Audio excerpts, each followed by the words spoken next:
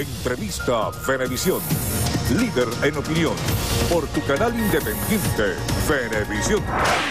Amigos, tal como lo anunciamos, nuestro invitado en Entrevista Venevisión el día de hoy es Carlos Paparoni, diputado de la Asamblea Nacional por la Mesa de la Unidad. Bienvenido. Muchísimas gracias. Diputado, en su agenda parlamentaria siempre ha estado el tema de la crisis agroalimentaria. Justamente en la agenda parlamentaria de hoy está discutir ese informe de la FAO sobre la situación de la alimentación en Venezuela. Eso podemos también conectarlo con el regreso a clases que se produjo el día de ayer, los niños que regresan a las aulas, el programa de alimentación escolar.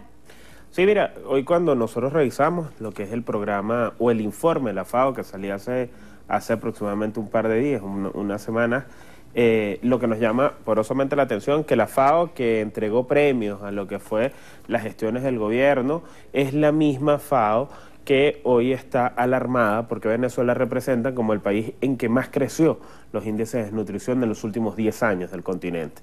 Esos son informes de la FAO que además sus cifras no corresponden con la realidad. Ellos hablan de un 16% de malnutrición en un país donde 3 millones de venezolanos hoy están lamentablemente comiendo desperdicio.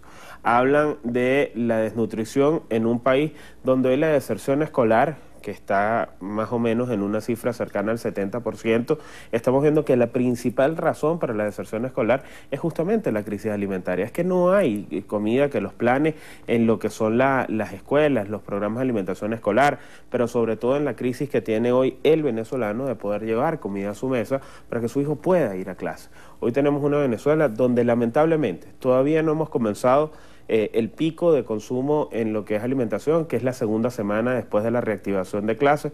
Eso quiere decir que es la próxima semana, lo cual va a ser una situación muy difícil para lo que es Venezuela, porque se disparan todos los índices de consumo de alimentos en lo que es el país.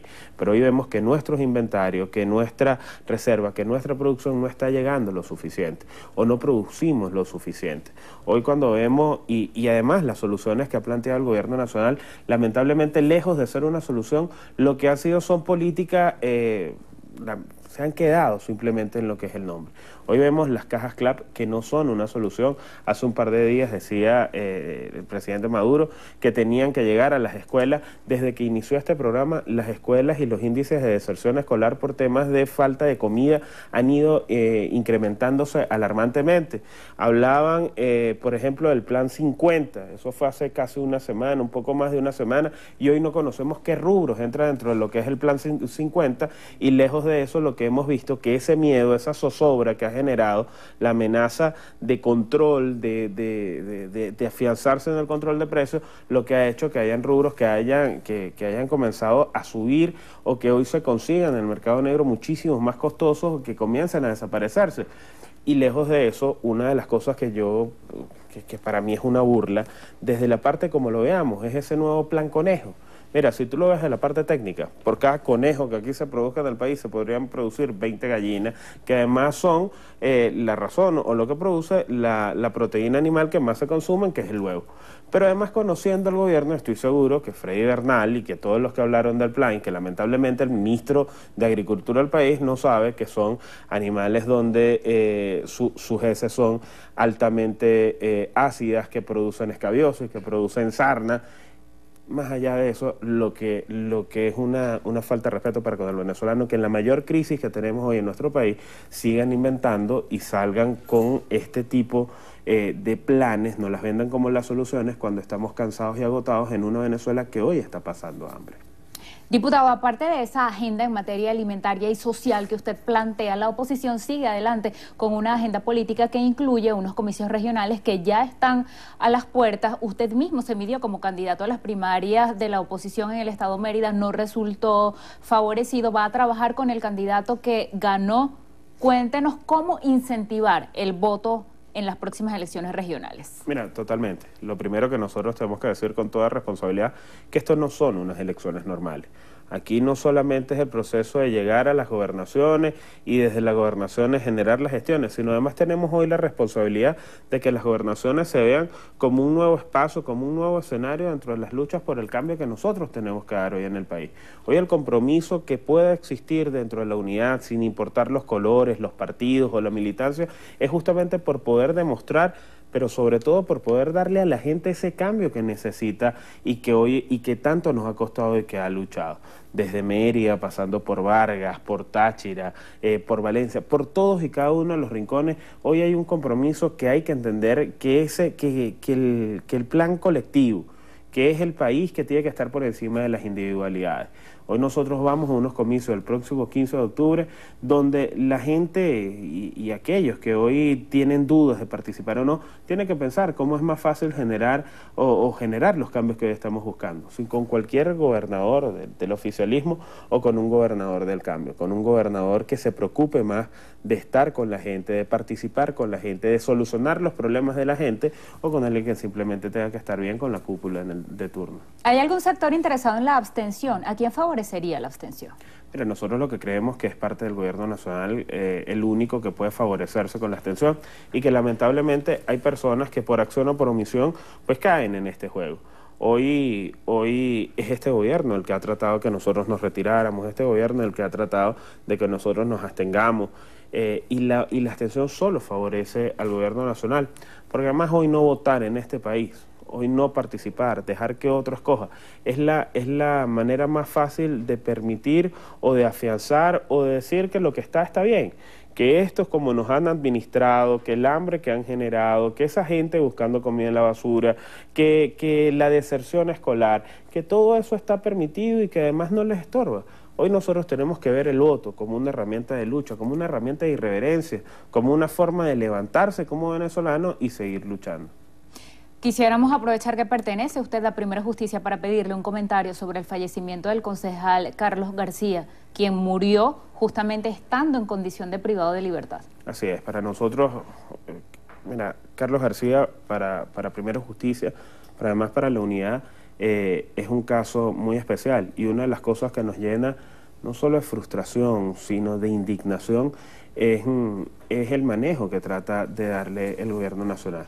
Lamentablemente el Tribunal Supremo de Justicia no puede pretender que por una sentencia se borre todo lo que pasó. A Carlos Andrés fue detenido el 16 de diciembre por lo que era digamos así, por lo que fueron los billetes de 100 bolívares, hoy siguen procesando, estuvo detenido desde enero como partido, pero además como amigos, como militantes, del secretario general, desde Tomás Guanipa hacia abajo, se pidió que fuera atendido, que recibiera atención médica.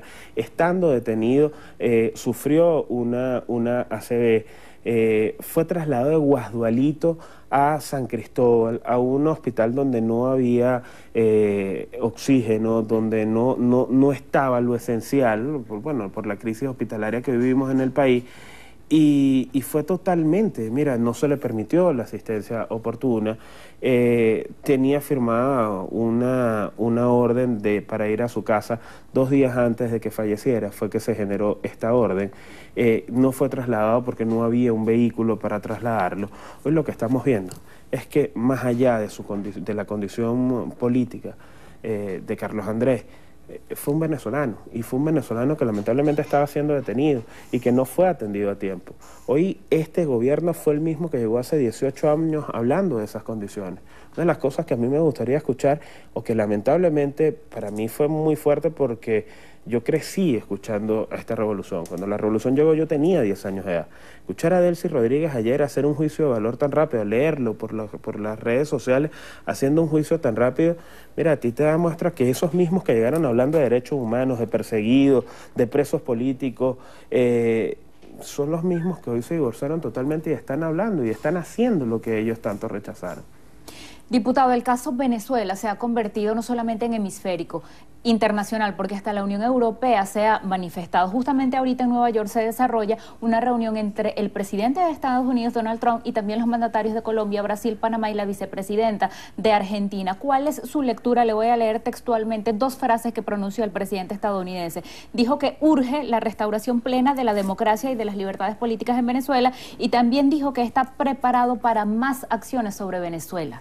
Pero yo sí creo que hoy hay una preocupación dentro de todo el continente, dentro de todo el mundo, de lo que hoy está pasando en Venezuela. Sin duda alguna, los problemas de los venezolanos tenemos que resolverlos los venezolanos con ese apoyo internacional que hoy se está dando. Aquí lo que está pasando es que no... Mira, yo rescato una frase de Julio Borges en algún momento, dos mitades no pueden hacer una Venezuela. Hoy es necesario el entendimiento, pero también es necesario que el gobierno entienda que no es esa amplia mayoría.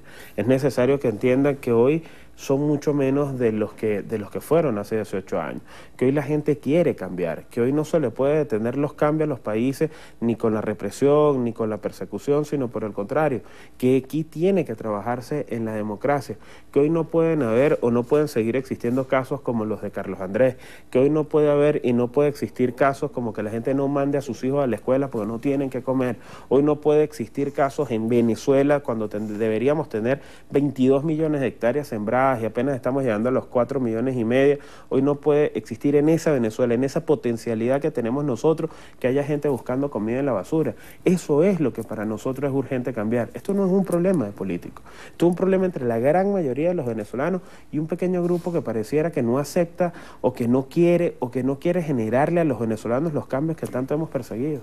Diputado, se nos agotó el tiempo. Gracias por haber venido esta mañana a conversar con nosotros. Muchísimas gracias, Lili. Así despedimos entrevista a Venevisión Matutina con Carlos Paparoni. Él es diputado a la Asamblea Nacional en representación de la Mesa de la Unidad Democrática. Gracias también por acompañarnos.